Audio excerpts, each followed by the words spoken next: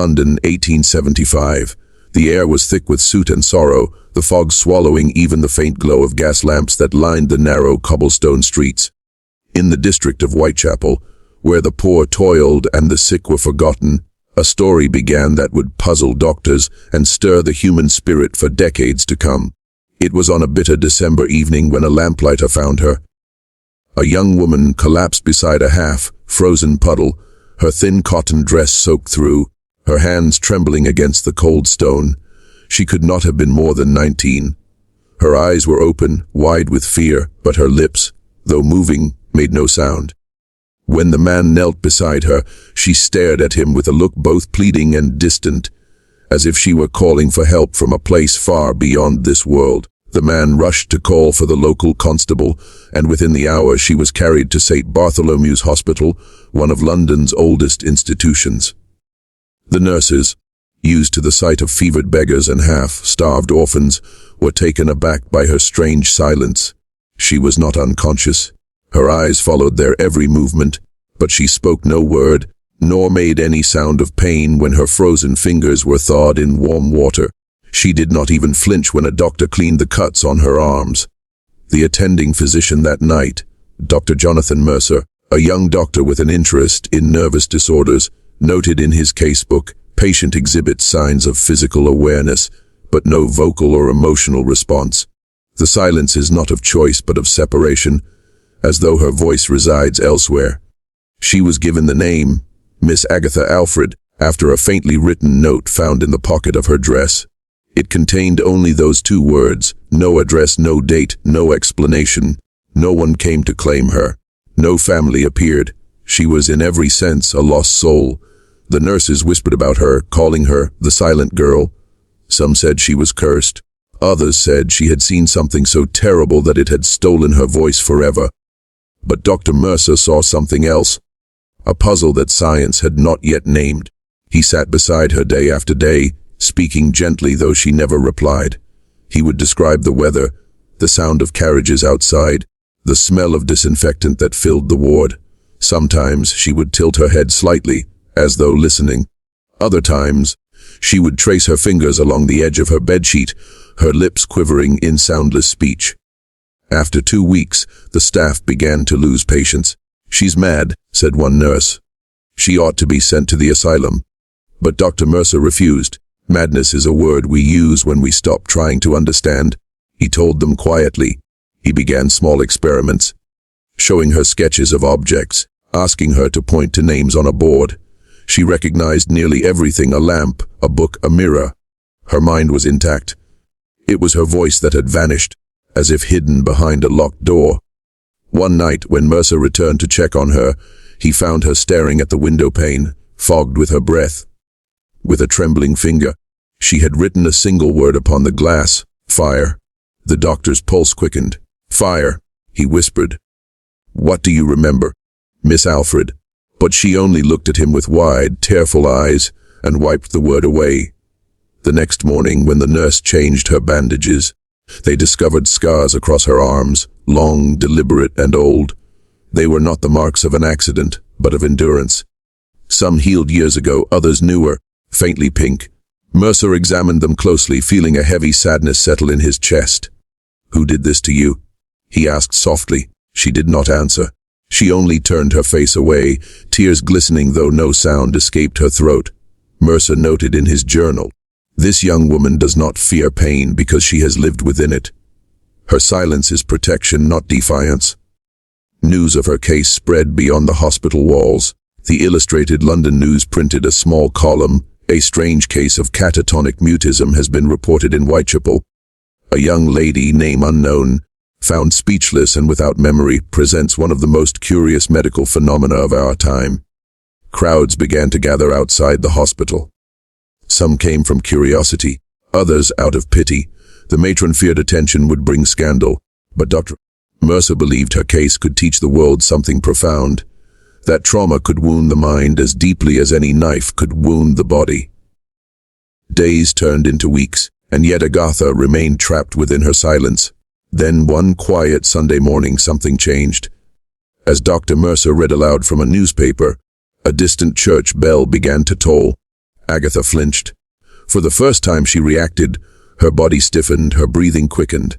The bell tolled again, and a low, broken hum escaped her throat like the sound of a child crying in a dream. Mercer froze, his eyes wide. He approached her slowly. "Agatha, do you know that sound?" he asked. Her lips trembled, but no words came. Instead, she reached out, clutching his sleeve tightly, her fingers cold and desperate. A single tear rolled down her cheek. That was the first emotion she had shown since the night she was found. Dr. Mercer recorded in his notes that night, "The girl is not insane nor mute by defect. Her silence is a fortress built by fear." The bell awakened something buried, perhaps a memory she cannot yet face. He could not know then that the word fire and the sound of that bell were connected, echoes of a tragedy that would soon unfold through fragments of her memory. But he knew one thing for certain: this young woman's case was not merely medical. It was human, a reminder that pain often hides in the quietest corners of the soul. In an age when women's voices were often ignored, Agatha Alfred's silence became her protest, her body's way of saying what the world refused to hear. And yet, within that silence lay strength. She was proof that survival was not always loud, and that sometimes the most powerful cry for help is the one no one hears. Dr. Mercer, reflecting years later, wrote, "The case of the silent girl taught me more about courage than any soldier or scholar ever could. She fought a war no one could see, and lived." Agatha's silence was not weakness, it was endurance. In her stillness lay the truth of many broken souls, that even in a world of noise and cruelty, healing begins with the courage to keep breathing. The winter of 1876 crept into London with its usual bitterness, the Thames veiled in fog like a ghost that refused to leave.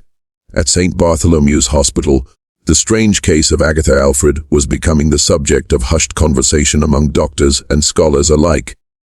Dr. Jonathan Mercer, still a young physician but already consumed by his fascination with the workings of the human mind, found himself spending more hours beside Agatha's bed than anywhere else. What had begun as professional curiosity had grown into something far deeper, a relentless need to understand the girl who lived between silence and sorrow. Agatha had been under his care for nearly 4 months. Her health had improved, her cheeks carried a faint trace of color, and her strength had returned, yet her voice remained imprisoned. She spoke only through writing, and even then, her words came sparingly, like fragments of a dream she feared to remember. One morning, Dr. Mercer placed a notebook in her hands and said softly, "If you cannot speak, perhaps your hand can." For a long time she stared at the blank page. Then, slowly, she wrote, "It hurts when I remember." Those 5 words sent a chill through Mercer's spine. They were the first glimpse into the storm within her.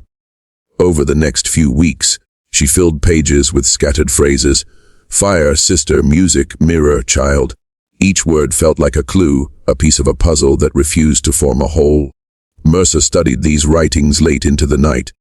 His colleagues dismissed the case as hysterical melancholy, the term Victorians used when they could not explain a woman's suffering.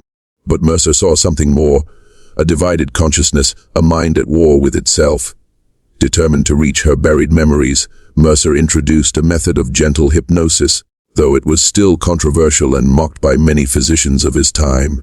He called it guided recall, speaking in soft tones as Agatha rested, her eyes closed. "Agatha," he whispered one evening as the gas lamps flickered, "you are safe here. You are not in the fire. You are with me. Tell me what you see." Her lips quivered. A whisper, faint, barely audible, escaped them. "Eleanor." Mercer leaned closer. "Who is Eleanor?" Her hands trembled, gripping the bedsheet. "She cries in the dark. I can't reach her." Then, suddenly, her body stiffened, her breathing shallow. She began to shiver violently, eyes still shut. Mercer immediately called for the nurse, ending the session. When she awoke, she had no memory of what she said. That night, Mercer wrote in his journal, "The patient exhibits symptoms of dual consciousness, one self-aware, another hidden and terrified. The name Eleanor appears repeatedly. I suspect a twin or lost child. Her silence is a shield. To remember would destroy her." In the days that followed, Agatha seemed both calmer and more restless. At times, She would sit perfectly still for hours, staring into space. At others, she would shake her head and mutter soundless words, her eyes wide with fear. One evening, a nurse found her kneeling by the ward window, clutching a candle flame dangerously close to her skin. When Mercer rushed in, he extinguished it at once. "Why would you do this?" he asked, voice trembling with alarm. She turned to him with tears in her eyes and wrote shakily on a scrap of paper, "I wanted to feel something." He realized then that she had not only lost her voice, she had lost her connection to pain, to touch, to sensation itself. Her body was numb because her mind had exiled her from it. She had escaped herself to survive. Dr. Mercer's peers began to ridicule him for his obsession. "Jonathan," said Dr. Keats, an older surgeon, "you waste your time on ghosts. The girl is broken beyond repair. Women like her belong in Bedlam, not in science." Mercer stood firm. "No, William, she is not insane, she is wounded. We break people and call them mad for surviving." His defiance cost him dearly. The hospital board threatened to remove him if he continued indulgent experiments. But Mercer could not abandon her. He felt an unspoken connection, perhaps pity, perhaps guilt, but above all, a belief that healing the mind was as noble as healing the body. One morning, when Mercer entered the ward, he found Agatha awake and restless. She had torn several pages from her notebook, leaving behind only one, a sketch. It showed two girls standing side by side in front of a burning house. One girl was crying, the other had no mouth.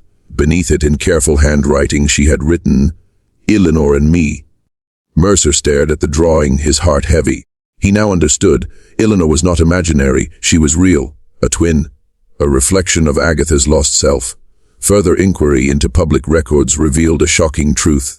Eleanor Alfred, born the same day as Agatha, had died at age 10 in a fire at the Alfred family home in Dorset. Only one child had survived, Agatha. The trauma had buried half her soul. Her silence, her numbness, even her divided memory, all were acts of protection.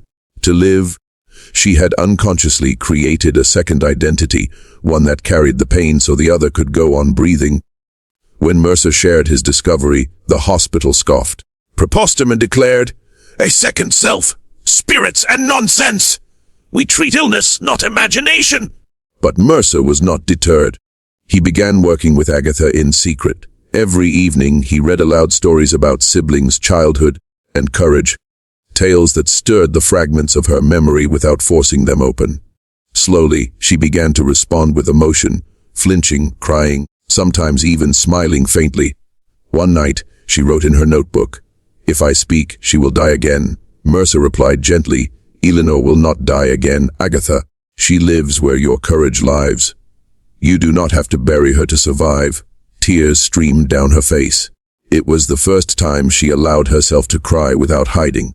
By the year's end, Mercer published an anonymous paper in The Lancet titled, "A Study on the Divided Self, the Mind's Defense Against Trauma."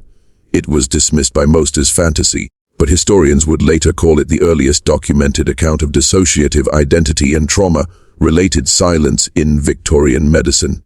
For Mercer, it was not fame he sought, it was understanding. For Agatha, the process of healing had only begun. She still could not speak, but her eyes, once empty, now carried light, a fragile, flickering light that refused to die. Agatha Alfred's divided mind was not a curse, it was survival. Her silence, her fractures, her shifting self, all were acts of endurance in a world that gave her no language for pain. Through her doctor, Mercer learned that healing begins not with breaking through the walls of the mind, but with listening to the silence within them. And though the world saw madness, Mercer saw something else entirely. The mind divides, he wrote, not to destroy itself, but to keep living when life becomes unbearable. By the spring of 1877, Dr. Jonathan Mercer had spent nearly 2 years studying the case of Agatha Alfred, a woman whose silence had challenged every convention of Victorian medicine. Yet the greatest mystery was not in her voice, nor in her mind. It was in her body. The human body bleeds. It trembles at pain, recoils at heat, and shivers at fear. But Agatha's body did none of these things. It began with something small. One afternoon, as Mercer examined a mild wound on her palm, a cut from a broken glass, he noticed there was no blood. Just a faint white line, already healing. He pressed gently around it. Nothing. No wince, no recoil. "Do you feel that?" he asked softly. Agatha looked at him, then shook her head. The nurse watching muttered, "It's unnatural. She's not human." Mercer silenced her with a glance. He'd heard similar remarks before. The whispers that Agatha Alfred was cursed or possessed. The hospital attendants called her the saint without pain. But Mercer knew there was no miracle here, only suffering beyond measure. That night, he wrote in his journal, her nerves appeared disconnected from sensation, yet her pulse reacts to fear and sound. Her body bears scars old and new, but she feels none of them. I am forced to conclude, the mind can silence the body as surely as sleep silences the waking thought. Determined to understand, Mercer began to examine her medical history more deeply. He obtained reports from hospitals across southern England, asylum ledgers, parish records, infirmary notes. To his astonishment, Agatha's name, or variations of it, Annie Alfred, Ada Alford, AA, appeared again and again across the decade. Each record told the same story. A young woman found injured, treated for mysterious fainting spells, memory lapses, or catatonic silence, only to vanish before she could be discharged.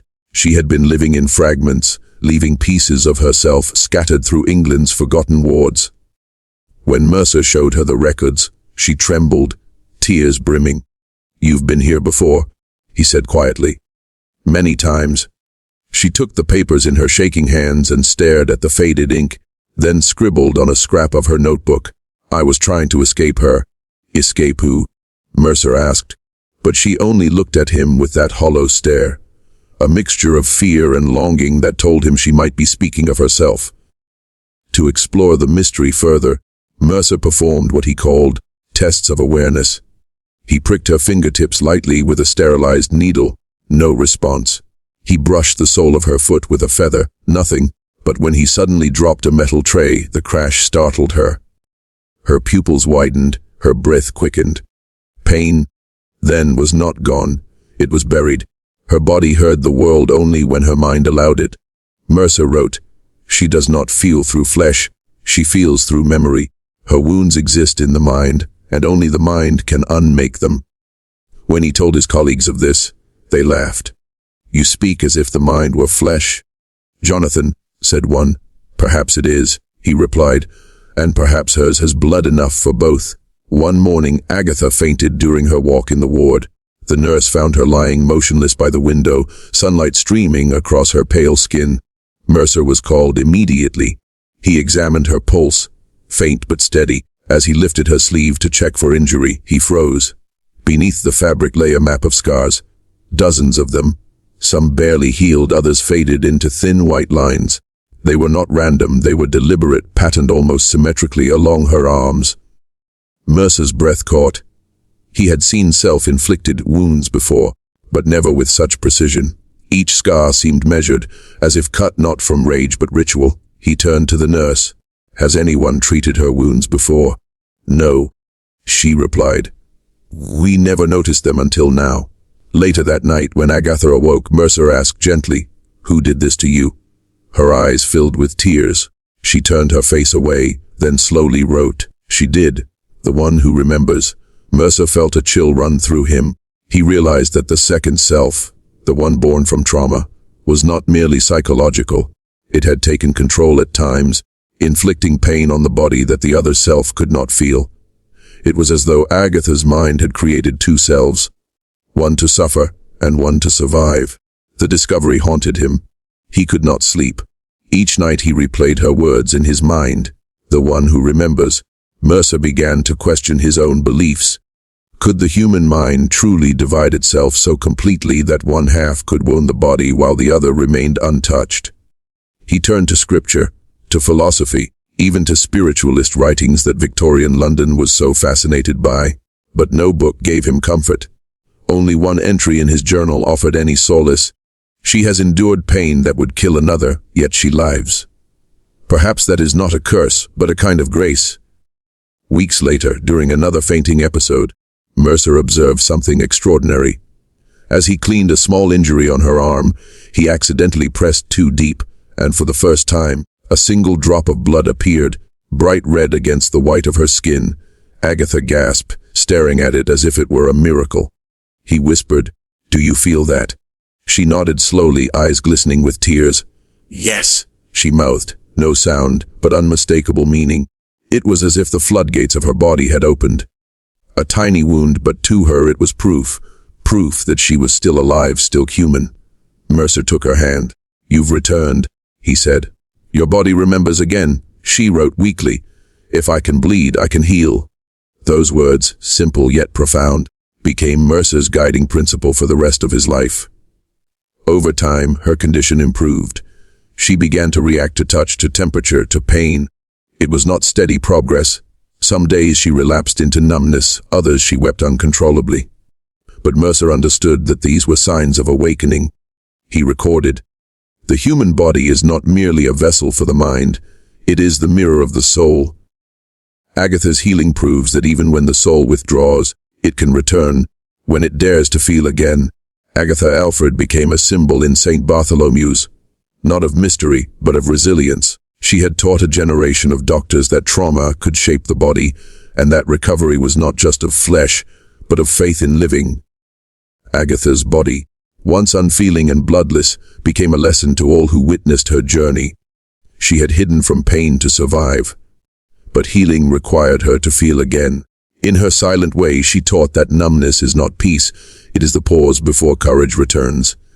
And in that single drop of blood, she proved something every soul must learn. The body can forget, but the heart remembers, and in remembering it heals. The winter of 1878 fell over London like a shroud. The fog rolled in thick from the Thames, muting every carriage wheel and gas lamp, until the city itself seemed to hold its breath. Inside St. Bartholomew's Hospital, where whispers of miracles and madness never ceased, Dr. Jonathan Mercer prepared for another night beside his most perplexing patient. Agatha Alfred, the girl whose silence had defied medicine and whose wounds had rewritten its rules. For 3 years she had lingered between memory and oblivion, her mind a locked chamber. Yet Mercer sensed that something was shifting. She had begun to dream, restless, vivid dreams that left her trembling and pale. Each morning she described them in hesitant handwriting, flames in the window, a girl calling my name. The name was always the same, Eleanor. It happened on a storm-torn night in February. Rain lashed against the tall, arched windows, thunder rolled through the wards like a warning from heaven. Agatha lay feverish, murmuring in her sleep. Mercer had been keeping vigil when suddenly she began to speak, truly speak, for the first time in years. But the voice was not hers. It was lower, steadier, older. "Eleanor," she said, eyes still closed. "Don't leave me." Mercer's heart hammered. "Agatha," he whispered, "can you hear me?" Her eyelids fluttered. "She's still in there," she breathed. "The fire didn't take her. I left her." Then she screamed, a raw, piercing sound that froze the ward. Nurses came running, but Mercer motioned them back. "Let her speak," he said. "It's not pain, it's memory." Her body convulsed once, twice, and then, as if some inner door had burst open, she collapsed into silent tears. When she awoke hours later, she clutched Mercer's hand and whispered, voice rasping, "Eleanor was my sister." Over the following weeks, fragments of Agatha's past surfaced like debris from a deep river. Born in Dorset, twin daughters to a governess and a merchant, the Alfred sisters were inseparable. Eleanor was the lively one, bold, mischievous, forever singing. Agatha was quiet, dutiful, her sister's shadow. Then came the fire. A kerosene lamp, an overturned chair, panic in the night. The house burned in minutes. Their parents died trying to reach them. Agatha survived by jumping from the upper floor. Eleanor, trapped in her room, did not. The townspeople pitied the lucky twin. But survivors carry heavier flames than the dead. When Mercer asked how she escaped, Agatha shook her head. "I didn't," she wrote. "She pushed me." I remember her hand. Her mind had buried the truth that Eleanor's final act was to save her. In living, Agatha had inherited her sister's death. That guilt became the wall that sealed her voice, numbed her flesh, divided her soul. Mercer, shaken yet resolute, devised an experiment inspired by continental studies of trauma. He placed a tall mirror beside her bed, a thing she had always avoided. "Look," he said gently, and tell me who you see." At first she refused. Her hands trembled, her lips quivered. Finally she turned toward the glass. The reflection showed a pale woman with weary eyes, a faint burn mark tracing the side of her neck. Agatha stared for a long moment before whispering, "That isn't me." "Who is it, then?" Mercer asked. "Eleanor," she said. The name broke from her lips like a confession. She reached toward the mirror, fingertips grazing its cold surface.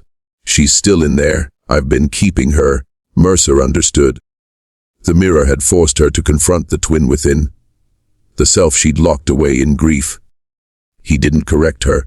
He let her believe she was speaking to Eleanor, because in a sense she was. That night she wrote, "When I see her, I feel the fire. When I speak, she forgives me."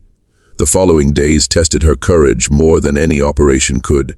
Mercer guided her through recollections piece by piece, never pressing too hard. She described the sound of splintering beams, the smell of burning cloth, the scream she could never forget.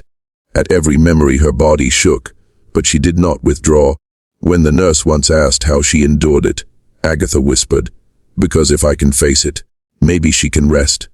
Mercer saw the transformation begin, the two divided selves merging again. Her speech strengthened, color returned to her cheeks. For the first time since the fire she laughed, a fragile sound but real. Yet healing rarely travels a straight road. One evening she collapsed, muttering, "I shouldn't have lived." Mercer knelt beside her, took her hands, and said with quiet authority, "You were meant to live, Agatha. Eleanor gave you her life. Don't waste it hiding from it." She looked at him through tears and whispered, "Then help me give it meaning." Mercer kept meticulous notes, but for once the words were not clinical. "Today the patient taught the physician," he wrote. "Science dissects what courage unites.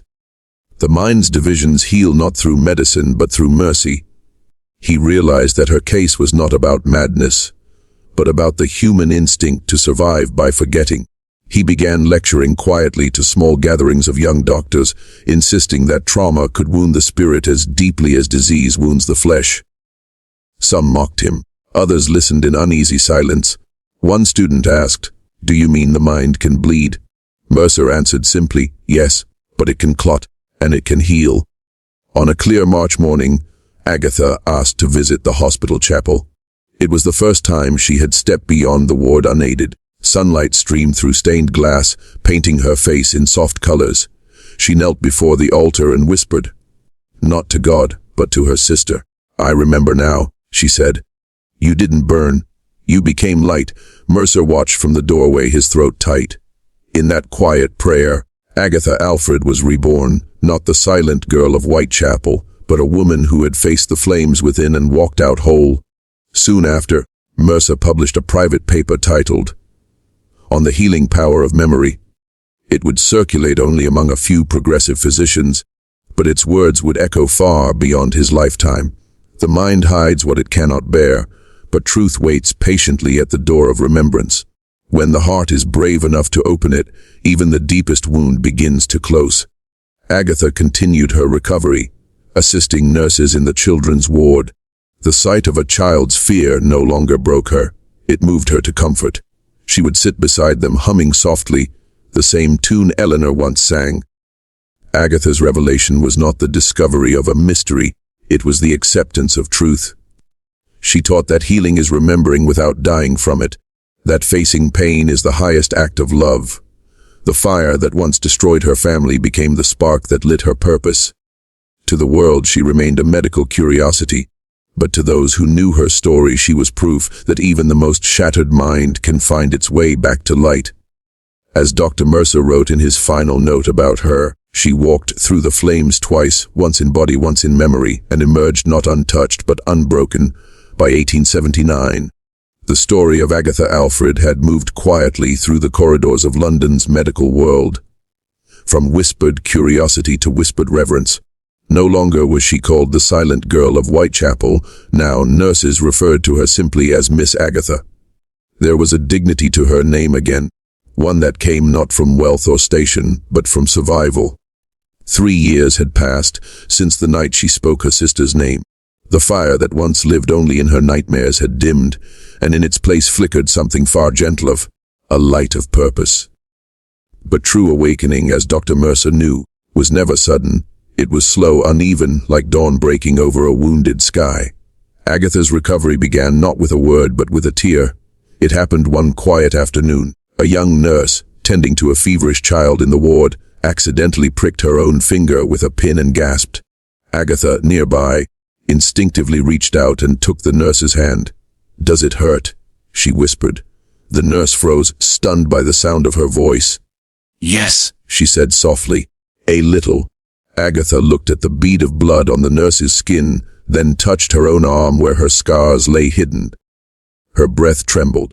"Then I remember," she murmured. It was the first full sentence she had spoken in years. From that day forward, Mercer saw change in her eyes. It wasn't merely recovery, it was return. She began to feel again the warmth of sunlight through the tall hospital windows, the sting of cold air on her skin, the tremor of laughter in her chest. The numbness that once shielded her was fading, and though pain sometimes followed, she welcomed it like an old friend. "Feeling," she told Mercer one morning, "means I am real again." Mercer introduced an experimental therapy inspired by continental ideas, the use of music to awaken emotion. He placed a small pianoforte in the ward and asked a volunteer to play each evening. Agatha would sit by the instrument, eyes closed, listening as notes floated through the air like soft rain. The first song to truly move her was a lullaby, "The Bells of Dorset," a melody popular before the fire. She froze upon hearing it, tears gathering in her eyes. "My sister used to hum that," she said faintly. Mercer watched quietly as she rose, placed her hands upon the keys, and, for the first time, played the tune herself. Her fingers trembled, but her expression was calm. When the final note faded, she whispered, "It doesn't hurt anymore." From then on, music became her medicine. The staff soon noticed how the children's ward grew quieter when she played. The restless patients, those too young to understand illness, would fall asleep to the sound of her gentle melodies. Agatha, who had once been trapped by silence, now healed others through sound. As her strength returned, Agatha insisted on helping in the children's infirmary. "They remind me of what I lost," she told Mercer, "but also of what can still be saved." The matron hesitated. Patients were not meant to become caretakers, but Mercer intervened. "Let her," he said. "Healing others may finish what medicine began." So she was given a modest task, sitting with frightened children awaiting treatment. Her presence had an inexplicable calm. When a child cried before surgery, Agatha would take their hand and hum softly until the trembling stopped. Some of the younger ones began to call her Miss Angel. She found, in their fragile trust, the meaning her sister had wanted her to live for. One day, after comforting a burned boy who feared his own scars, Agatha told him, "They are proof you fought, and you won." It was the same lesson she had once refused to learn, now offered to another. Dr. Mercer observed her transformation with quiet awe. The woman who once lay speechless and numb was now a source of hope to others. In his notes, he wrote, "She is the living proof that memory, when faced, ceases to be a prison. The patient becomes the healer when she learns that pain shared is pain lessened." He found himself humbled, realizing that the science he served could never explain the strength she embodied. For years he had studied the mind as a fragile mechanism. Agatha taught him it was an instrument, capable of breaking, yes, but also of music. That spring, Agatha made a request that startled him. "I want to go home," she said. Her childhood home in Dorset had long been abandoned, the ruins overgrown with ivy, but Mercer agreed. Together they traveled by carriage, a long, quiet journey through fields greening under early sunlight. When they arrived, Agatha walked among the charred stones without fear. The air was still, the ghosts gentle now. She knelt and touched the blackened earth. "This is where she saved me," she whispered. "I thought I owed her my silence, but I owe her my life." Mercer remained silent, letting her speak to the ashes. When she stood, her eyes were bright, not with tears but with peace. On their return to London, Mercer noted, "She has reclaimed what memory stole, not by forgetting, but by forgiving." By late 1879, Agatha had taken on an informal role at St. Bartholomew's assistant caregiver. Her calm voice soothed patients whom doctors could not reach. She would sit beside them through fevered nights, whispering small truths, that pain could end, that tomorrow might be kind. Her story spread quietly among staff and patients alike.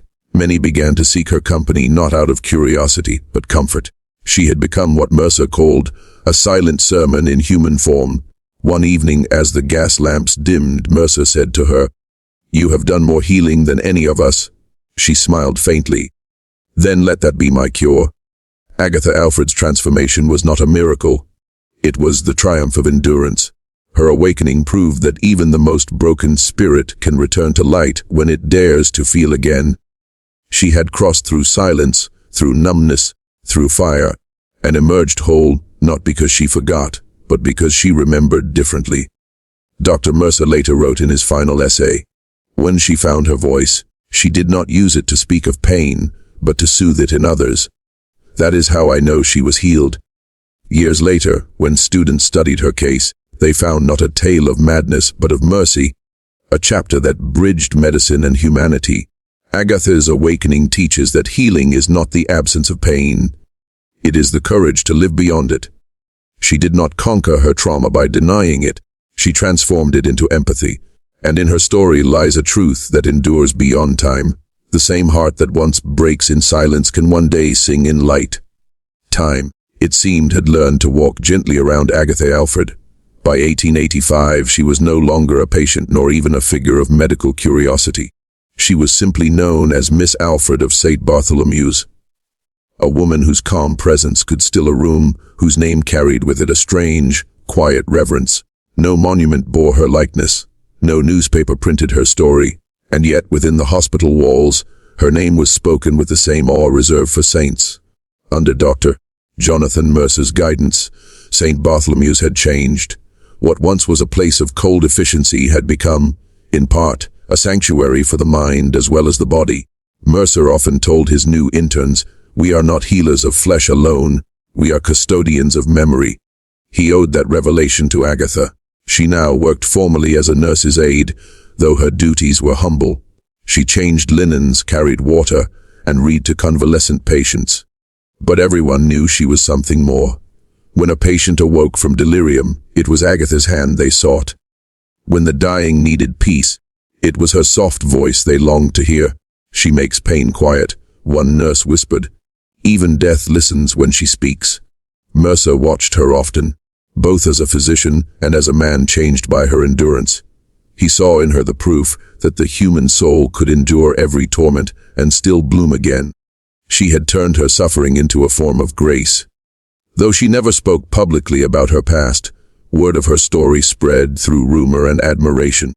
The tale of the girl who would not bleed, who did not feel pain, who was once thought cursed, had now become the tale of the woman who healed through kindness. Young nurses often asked her, shyly, "Miss Alfred, is it true what they say, that you once lost your voice for years?" Agatha would smile faintly and answer, "Not lost, only waiting for the right reason to speak again." She never denied her pain, nor did she dramatize it. She treated her own past as one might treat a scar, not something to hide, but a reminder of where she had been mended. Her quiet acceptance became her greatest lesson. Patients saw in her eyes that suffering did not have to end in bitterness, that survival could be soft, that dignity could bloom from despair. In the autumn of 1885, a letter arrived from her old village in Dorset. It was from the local vicar, an aging man who had known her family before the fire. He wrote, "The old house, though ruined, has become a place of pilgrimage for those who seek peace. People leave flowers where your family once lived. They say the land feels blessed. Would you ever return, Miss Alfred, to see what remains?" For several days she said nothing. Then, one crisp morning, she asked Dr. Mercer for leave to travel. "I would like to visit," she said, "not to mourn, but to give thanks." Mercer arranged it quietly. He understood that for her, closure was not about forgetting the fire, but about giving it meaning. When she arrived in Dorset, she found the cottage nothing more than stones and ivy, yet the ground seemed peaceful. A local child had placed a posy of daisies where her sister's room had once stood. Agatha knelt beside it, touched the earth, and whispered, "She's no longer here. She's everywhere." In that moment, she realized something profound. Eleanor's sacrifice had not ended in that fire. It had lived on through every life Agatha had touched since. Her sister's gift had become her own purpose. Upon her return to London, Agatha and Dr. Mercer began work on a small project, a ward devoted specifically to those suffering from what Mercer termed ones of the spirit. It was unheard of in Victorian medicine, which dismissed emotional trauma as weakness or hysteria. But Mercer had seen too much to deny its reality, and Agatha had lived through it.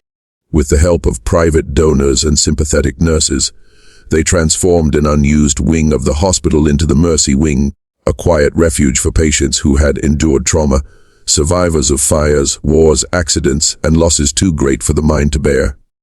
Agatha served as its attendant, counselor, and comforter. She would walk its halls at dusk, whispering prayers for peace, her soft steps echoing like the heartbeat of compassion itself. Patients called her the Lady of the Mercy Wing. By 1887, Dr. Mercer's health began to decline. Years of exhaustion and sleepless nights had taken their toll. One evening, as he lay bedridden, Agatha visited him for what both somehow knew would be the last time. He looked frail, his once sharp eyes dimmed but kind. "You gave meaning to my science," he said softly. "I studied the mind, but you taught me the soul." Agatha took his hand. "You saw me when I was lost," she said. "You believed before I did." He smiled weakly. "No, my dear, you believed by surviving. I merely followed the light you carried." When he passed that winter, the hospital bells tolled as if for a saint. Agatha stood at his grave, the snow falling like forgiveness, and whispered, "Your work lives on."